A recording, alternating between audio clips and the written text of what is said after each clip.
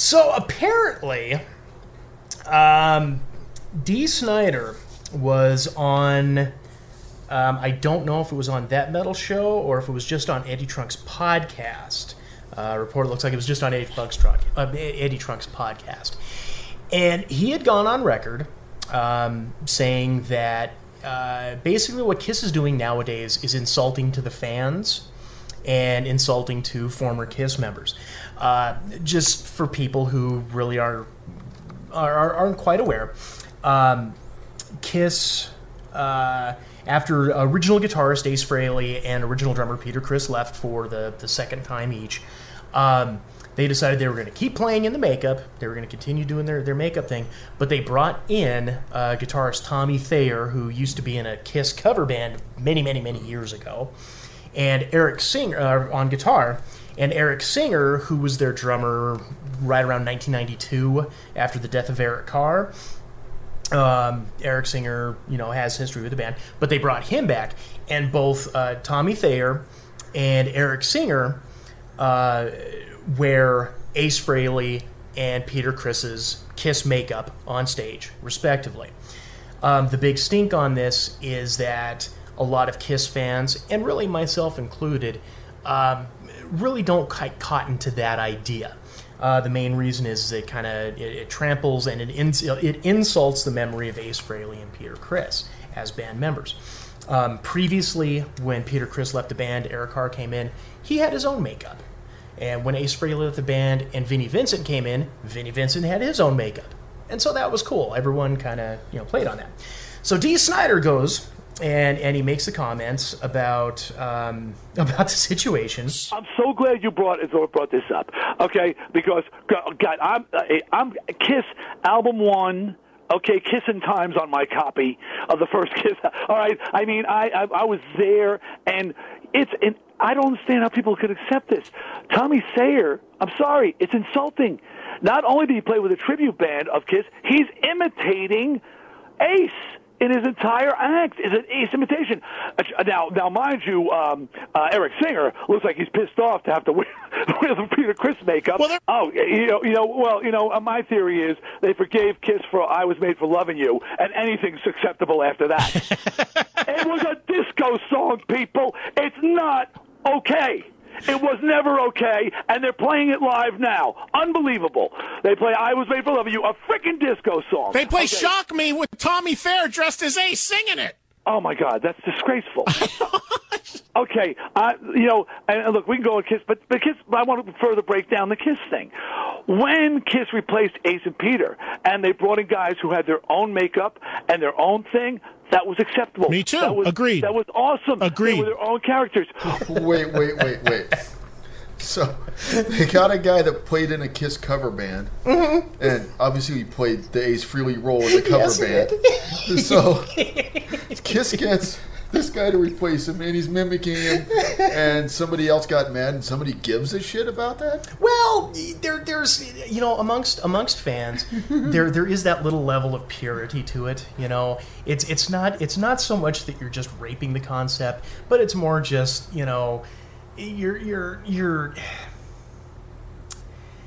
trying to sell everybody this bill of goods. That this is the Kiss lineup, and this is the makeup, and we're a Kiss, and boom, and fireworks, and explosions, pyrotechnics. It doesn't matter that that's not Ace Frehley, because he plays just like him, and hey, if you're in the nosebleeds, it looks just like him too. So Dee Snider is basically giving a voice to the Kiss fans that just really aren't happy with the whole co-opting of these. And the big thing that I think really kind of insults the people is the fact that the makeup is actually supposed to be the extension of that, Kiss member, whatever.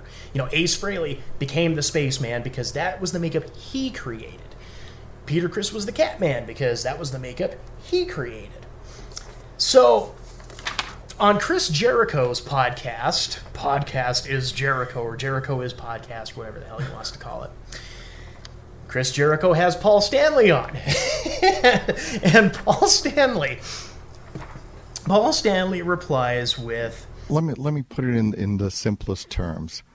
In this case, this guy is a wannabe, has always been a wannabe, and desperately wants attention and to be taken seriously.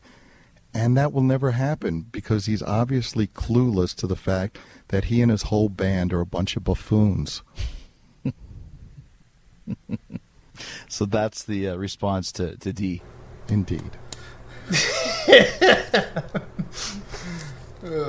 So I'm picturing like 2 5-year-olds out on the playground doing that windmill punching thing. Flapping arms. Oh, let me give you D. Snider's rebuttal to this, and then we can just have fun with this guy. So D. Snider then replies, I don't know if it was Twitter or Facebook, because this is obviously way too long to be a Twitter post. But, so, Dear Paul, September 9th, 2015. First off, thanks for giving me the attention I, as you noted, so desperately wanted. Now, I've always had nothing but respect for your band, and you as a performer. But it really comes as no surprise that the feeling isn't mutual. For some reason, you are oddly threatened by me. That said, your recent comments about my band and I on Chris Jericho's podcast was a typical diversionary tactic used in an attempt to change the subject rather than answer the actual accusations or questions. It's the oldest interviewing trick in the book. As far as my whole band being a bunch of buffoons, he says in quotes. Let me rephrase my damn. As far as my whole band being a bunch of buffoons goes, that's a pretty ironic statement coming from you. The argument could easily be made that Kiss is the king of buffoons. So in an odd way, you've paid Twisted Sister quite a compliment. It takes one to know one. I'm rubber, you're glue. When it bounces on me, it sticks to you. Lastly, on the subject of me being a wannabe, do you really think so? Well then, anytime, any stage. But let's do this old school. No costumes, no pyro, no bullshit, man. Let's just get up there and rock. I'll bury you, son. Oh. Sincerely, the attention-grabbing wannabe lead buffoon of Twisted Sister, D. Snider. P.S. Did I mention that I'm clean, sober, razor-sharp, and fully capable of defending myself from any kind of lame attack? Just ask Al Gore. If you're not hip to that, back in the mid-'80s, there was this group called the PMRC, which was led by Tipper and Al Gore. And I don't want to get too much into the politics of this, but their main reason why I'm not a liberal, and I'm not a fan of liberalism.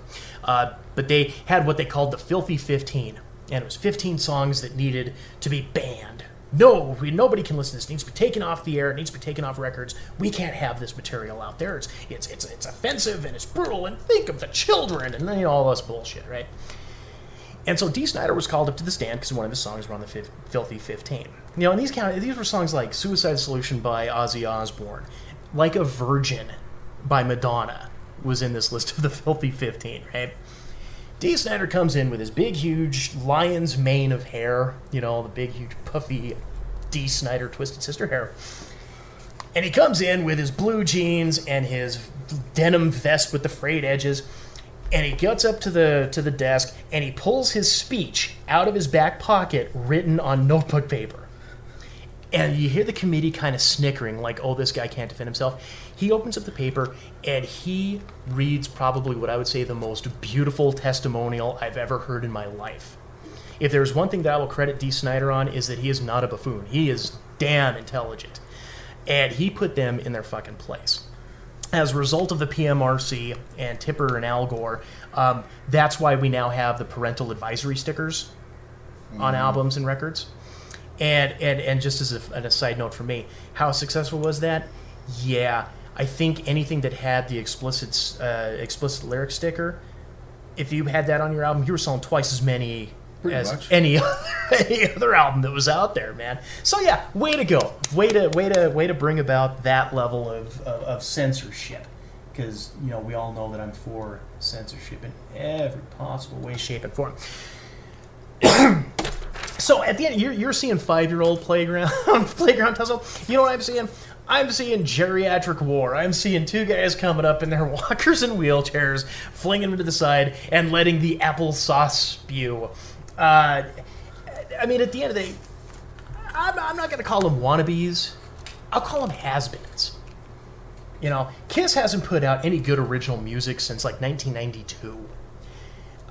Twisted Sister, I've only ever heard one album from them. I've never heard any other original material come from them. You know, so to me, they're a bunch of old farts sitting there just trying to get one last publicity ride in.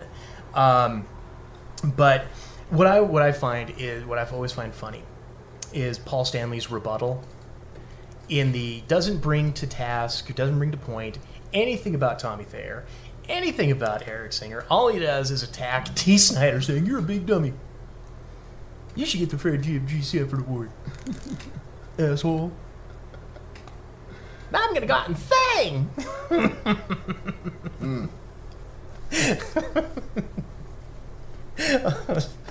Geriatrics landing punches left and right, snapping a wrist. These guys must be running low on money and need some publicity. Well, I think Kiss actually runs a show in Vegas now because they're old and they don't. Show in Vegas. Huh? Apparently, well, last I heard, show or last I heard they were doing a show on the strip. Geriatric Come rockers. On, let's go hit the buffet and then we'll go watch Kiss. Rock and roll all night, but only until 9 o'clock, or else the insurance is gonna fucking the home's gonna collect on the insurance. No, no, but I mean, and I think they tried putting out like 2 albums here in the last 5-6 years, whatever, and they both sucked. I didn't even buy them. I heard them leaked on YouTube, and I'm like, this is not the Kiss I know and love. You can keep this. I will enjoy my oldie moldies. And so I guess they started doing like a show in Vegas. And of course, we're not going to say that's because they're old and they don't want to travel, because they're pushing 70. Simmons and Stanley are. They got to be by now. But the way they say is, instead of us going out to the fans, let the fans come to us. They'll come to us. So, yeah. Yeah, talking about guys that hit their prime in the last century. Oof. Yeah. The day came and went. Just, I'm a Kiss fan, but guys, just fucking hang it up.